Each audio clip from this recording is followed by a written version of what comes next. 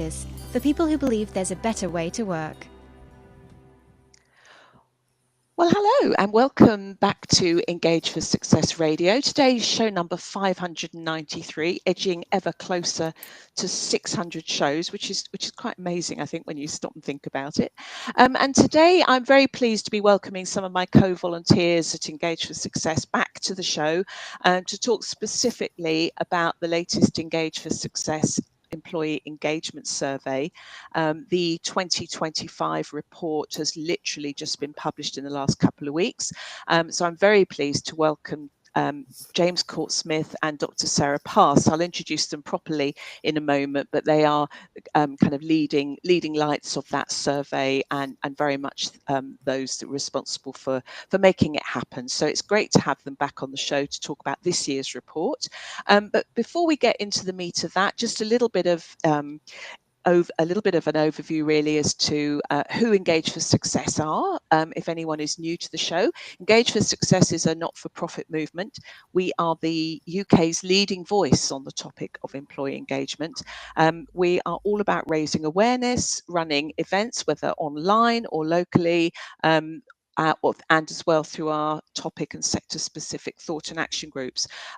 Very much about developing research, which is what today's show is going to be focusing on, as well as publishing case studies, evidence, and through the vehicle of the radio show, really shining a light on great practice. So do visit us at engageforsuccess.org. There you can learn more about the movement. You can sign up for our weekly newsletter. And when you've listened to today's show, you'll also be able to download the 2025 report for this year's Employee Engagement Survey. So I'm Jo Moffat. I'm one of the regular hosts for Engage for Success Radio. As with everybody who's involved in the movement, James and Sarah as well, we're all volunteers. So we all do this alongside our day jobs. My day job is as founder of Woodreed, which is now known actually as the Seven Seas Consultancy, rebranded 2 weeks ago, a specialist agency where we help our clients create great places to work, high-performing cultures of engaged employees. So all things employee engagement, employee experience, and of course, internal communication. So, as I said, two guests today, Dr. Sarah Pass and James Court-Smith, and they're going to be sharing with us, or we're going to be talking about some of the highlights and some of the initial findings from the Engage for Success Employee Engagement Survey, the 2025 report. This is the third Engage for Success survey that has been run, and we set it up to examine the state of employee engagement in the UK, and also to create a consistent employee engagement index and benchmark against which we can assess and measure progress. So we're going to be going into that in a little bit more detail in a moment. But first of all, let me introduce to you Dr. Sarah Pass. Sarah is a senior lecturer. She undertakes research relating to employee experience and engagement and teaches at a postgraduate and executive level. She's a member of our Engage for Success Advisory Board. She sits on the Engage for Success Steering Group, chairs the East Midlands Area Network, the Line Managers Thought and Action Group, the Engagement Champion Thought and Action Group, and is co-project lead for the Engage for Success annual survey. She was ranked in 2023 as an influential thinker in HR by HR Magazine. She's a fellow of the RSA, an academic associate of the CIPD, and a member of the British Academy of Management, and is a sorry, let me start again. She's very much the face of Nottingham Trent University Business School, and we're very grateful for their support in helping us to publish our annual report into employee engagement in the UK. So welcome, Sarah. Thank you, Jo. I think I've run out of energy with that introduction. But I've got just I've got just about enough left for James Court-Smith. So James deserves equally as glowing an introduction. James has been a volunteer with Engage for Success, I think really since day one, haven't you, James?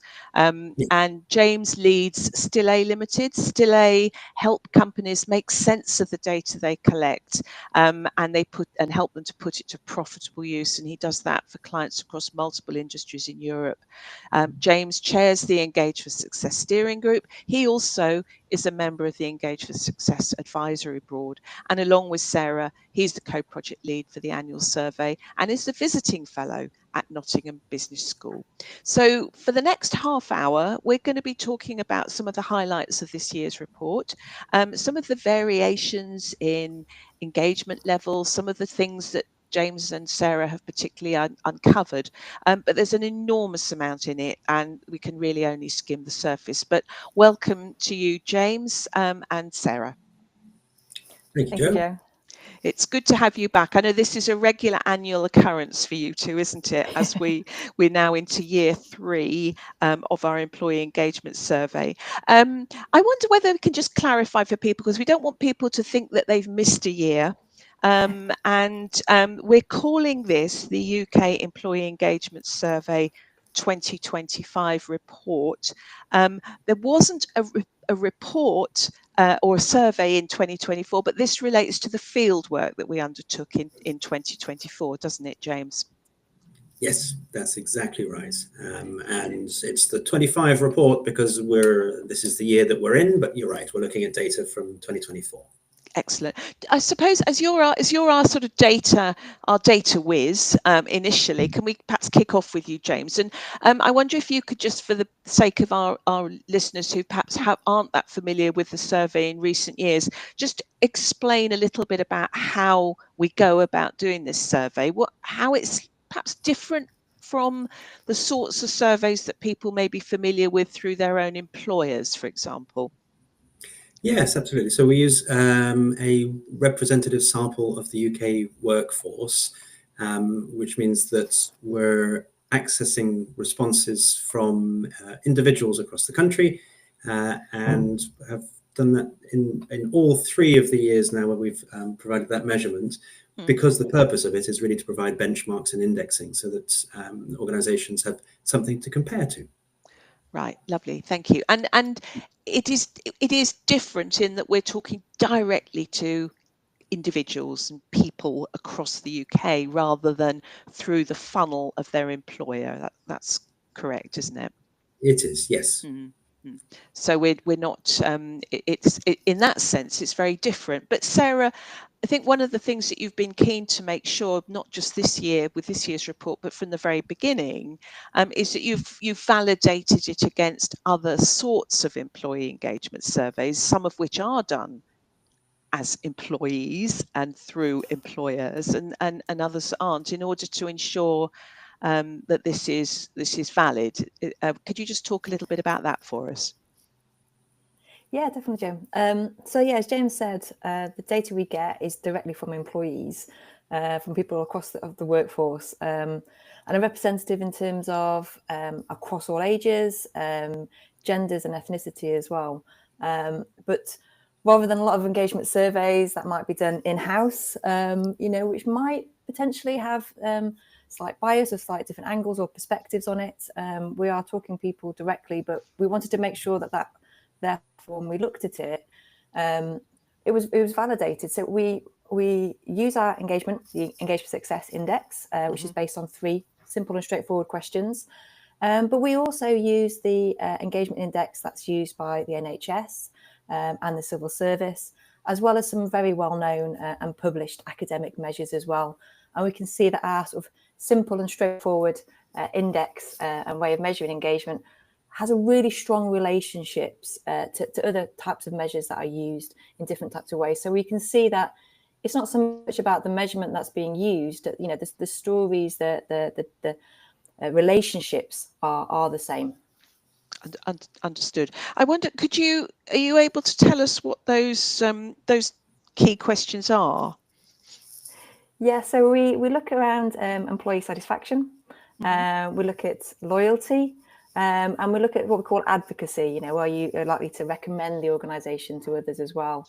And I think one of the things and the reasons why we kind of focused on those sort of straightforward questions was to enable organisations that don't necessarily have the resources to be able to, and James puts it so perfectly every year, to be able to sit down with a group of Post-it notes if need be and answer those 3 questions and actually work out where, at an engagement level.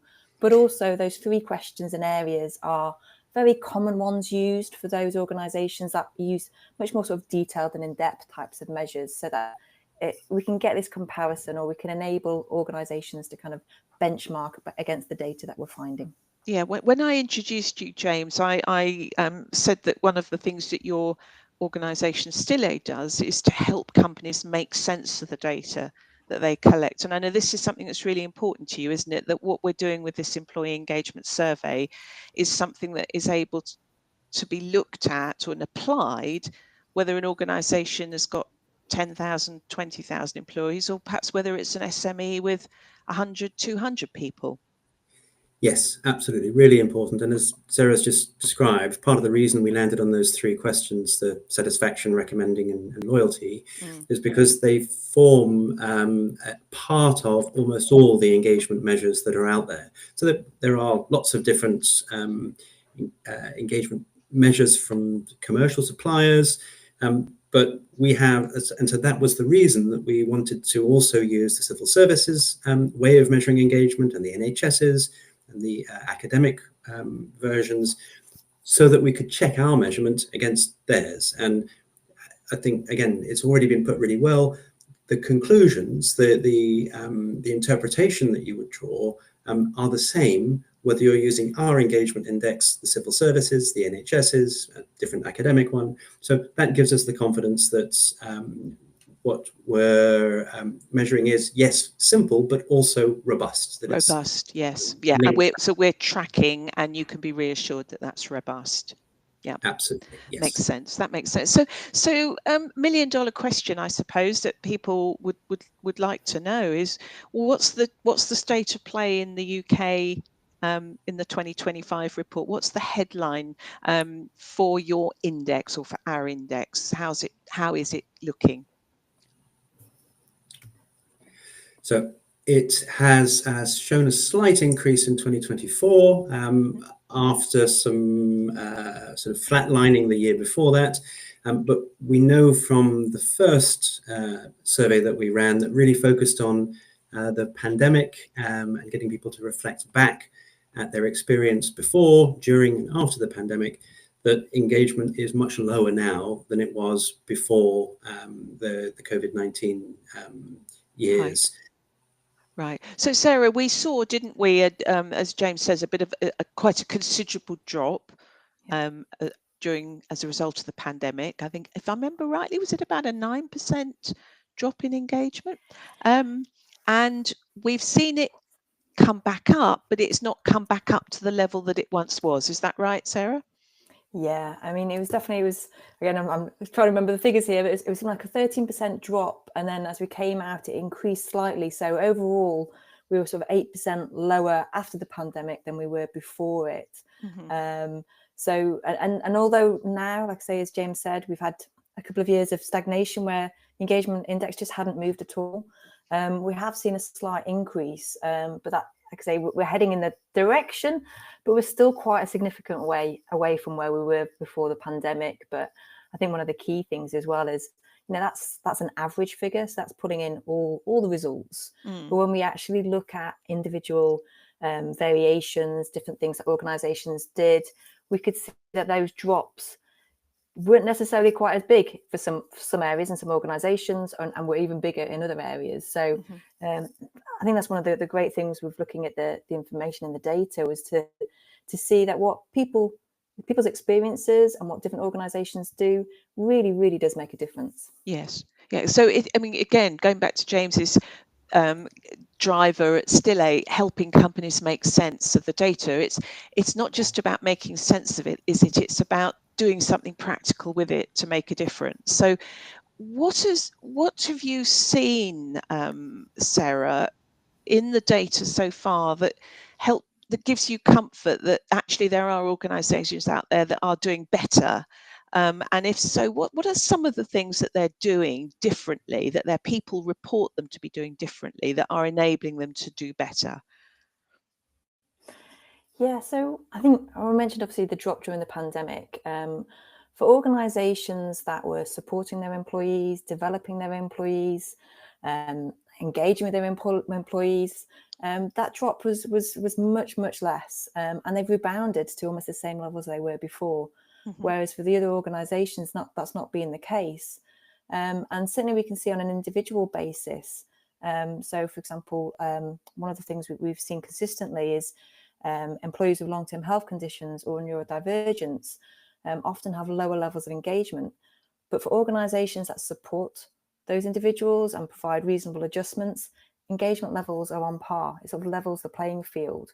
And certainly in organisations that we see who, what we've referred to, prioritise the people issues, you know, engagement levels are much higher. We're talking about 14% higher than the national average in those types of organisations, compared to organisations that aren't prioritising the people issues, having significantly lower than average engagement levels. Interesting. Really interesting. And I think you saw quite a correlation too, didn't you, between bullying and harassment and the impact that would have. Yeah, definitely. So we start to look at bullying, harassment, and one of the things we're always keen to do with the surveys each year is, you know, is we talk to the people that follow Engage for Success and the different organisations that we engage with. And bullying and harassment was one of the things that was highlighted. And we were asked, did we have any data on it? So we included it in last year's survey. And yeah, we definitely saw that. And it tells a consistent story, you know, that employees who are finding that they're having issues around bullying, harassment, low levels of autonomy, working in organisations where people issues aren't prioritised, where there are minimal support in terms of well-being, training development. You know, there are significantly lower levels of engagement than those organisations that are trying to focus on their people, help their people to thrive, and help them be part of the organisation.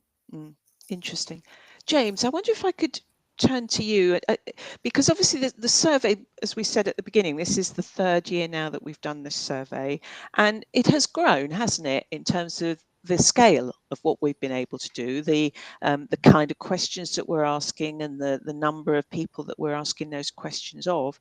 Sarah talked about bullying and harassment just now, and how the questions were being asked, you know, well, what's the impact? So you added that into the survey. Were there any other particular things that you added to the survey that are new for the 2025 report? Yes, and we'll be focusing even more, I think, on the bullying and harassment in the surveys that we'll be running this year, precisely because we found such interesting patterns in the last one. Right. Yes, so one of those areas is that's new this year was looking at the 4 enablers of engagement. So Right. almost going right back to the pillars of Engage for Success and the core findings in Nita and David's original report to government. And so we tested questions, about 5 or 6 for each of the 4 enablers, and have landed on one best question for each of them, which also means that the report provides a benchmark. So organizations could easily measure the 4 enablers and compare to see which of them they're doing best at and which of them most requires attention, if that makes sense. Right. And I think this is one of the things that I was waving around at the Employee Engagement Summit a couple of weeks ago for anyone that was there. There was a significant difference in engagement levels reported, wasn't there, in organisations that had those 4 enablers present in the way that they ran their businesses. And I'm just trying to put my finger on it at this moment, but it was significant, wasn't it? Yes, huge difference for each of the 4 enablers, and combining them, of course, gives you even better results if you're doing extremely well, and if you're not achieving any of them, then that also adds up and gives much lower results overall. But the focus on the 4 enablers this time around, I think, is really useful. But to me, one of the core elements is that idea of agency, that you can do something about this. And as Sarah was describing, we know even right back in our first piece that organisations that supported their employees better during the pandemic suffered much less of a drop in engagement and recovered much better. And the parallel in this new work is really that focus on long-term health conditions and neurodivergence, where, again, simply making reasonable adjustments brings engagement up to the same level as those who don't have a long-term health condition or neurodivergence. But of course, without reasonable adjustments, we see a dramatic drop, much lower engagement there too. Yes, interesting, isn't it? Yeah, I found my numbers now. It's about the 4 enablers. Just going back to that, that each one of them in an organisations down who scored poorly on each of the 4 enablers, their engagement levels were half of what it was for those who scored highly. I mean, that's significant, isn't it? I mean, it's definitely the way I remember that is that if you're in the bottom quartile for any of the 4 enablers, then engagement is in the 40s, and if you're in the top quartile, it's in the 80s. Yes. It's a significant difference, that's for sure. Sarah, just coming back to the you've looked at things like long-term health conditions, you've looked at bullying, looked at things like bullying and harassment. Have you also this year been able to segment the data a little bit more than you've perhaps been able to in the past in terms of types of organisations? Yeah, with all the surveys, we've always looked at different sizes. So from SMEs, so literally from micro organisations to much larger ones. We also tried to start looking at different regions as well. And, the survey itself is huge. So we've got questions all from different backgrounds, different professions. And there are definitely variations again around public sector and private sector and not-for-profit, around the different practices that are offered and different things that are available. And there's variations as organisational sizes increases and their focus on engagement or what they were able to offer as well. And I just wanted to pick up the point around James was saying around agency, and we were talking about some of the things organisations can do. Often there's this big feeling that you need to have a lot of money and a lot of resources to do stuff. And certainly when you look at different things on that you can purchase, there's a significant cost to a lot of them. But some of the things that we looked at weren't necessarily things that had a significant cost in terms of financial cost. Time, yes, I appreciate time, but it was about just that support. So, for example, line managers having the time to spend with employees, the contact, the frequency of contact, training and development. It could actually just be internal training and development. It could be, I think one year we even looked at things like free online available resources. So it was more about organisations and the kind of the perspective around it and thinking and differently to try to enable some of those things. So about having that kind of agency, which I think is when you talk about different in organisations, that's when sometimes it highlights it, because obviously some of those resources are slightly more easily available to larger organisations than potentially smaller organisations. Yes, it was interesting actually. One of the things that struck me from the report was, and a really I thought very powerful. Very often, we will be talking, won't we, to people within organisations, and there's this sense of, oh yes, but our people, our managers, particularly our line managers, our team leaders, they haven't got time to do anything with this stuff, and it's just another extra, an extra job that you're asking them to do. But there was a really fascinating piece of data that you uncovered this year around the impact of a line manager making an action plan as a result of the feedback on their survey, and the impact that having team action plans, the impact of making team action plans has on engagement levels was significant.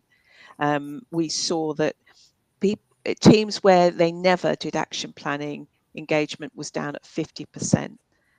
and those who did it always were 83. Now, that again is a significant difference, isn't it? And that doing that action plan, to your point just now, Sarah, doesn't have to have a price tag attached to it, does it? No, it's about the team coming together to see what they need as a team. And we've seen examples, because yes, this is a survey, but obviously Engage for Success does a lot of case study research as well. We go into lots of different organisations, and I've been into different ones where they've said, we've looked at the data, we've looked at the findings, and we've realised actually what we're lacking is a connection as a team. And we've organised team events, team connection, got to know each other better, to try to develop what we need. Or we've looked at some of the things as a individual team that's required, and like some of those things don't cost a huge amount of money, but it might just require the time and the opportunity to sit down as a team to work it through. And I think as well, the thing with the team action plans is that, we all collect data, we all collect surveys, and if nothing happens with that data, then we're not going to keep completing the surveys, and we're going to become disengaged and disconnected, because we're talking and we're saying what our problems are, but nobody's listening. Nobody's listening, and nobody's doing anything about it.